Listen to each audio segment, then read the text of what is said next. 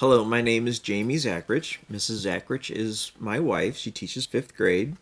And today I'm going to read a chapter from the book Frindle by Andrew Clements. The chapter I'm going to read is chapter 3. It's called The Question. The first day of school was always a get acquainted day.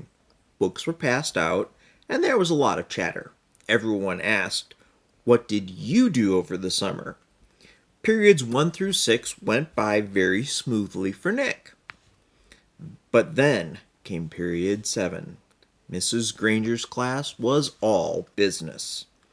The first thing they did was take a vocabulary pretest to see how many of the 35 words for the week the kids already knew. Tremble, circular, orchestra, the list went on and on. Nick knew most of them. Then there was a handout about class procedures.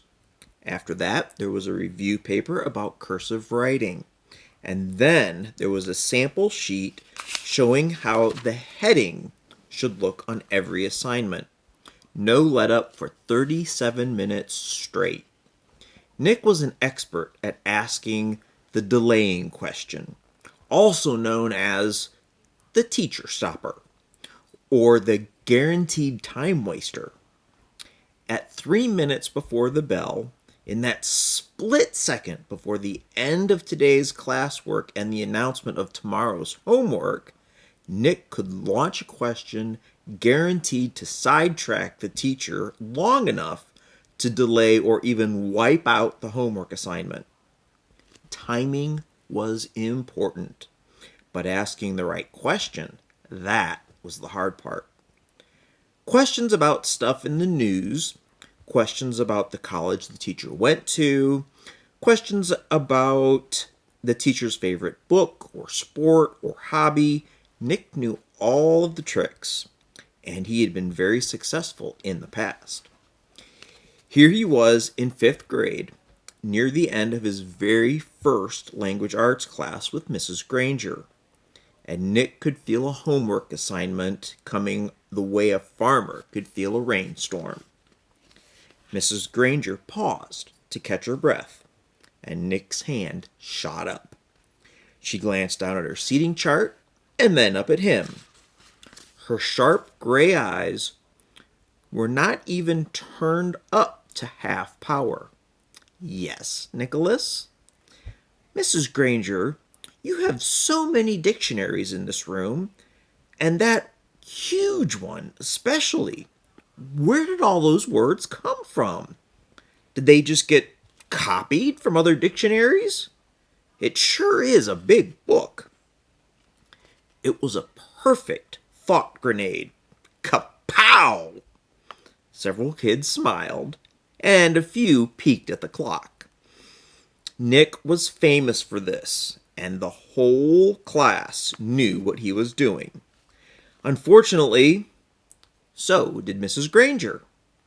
She hesitated a moment and gave Nick a smile that just was a little too sweet to be real.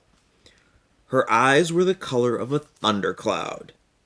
"Why, what an interesting question, Nicholas.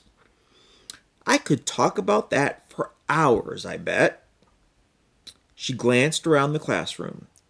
"Do the rest of you want to know too?" Everyone nodded yes.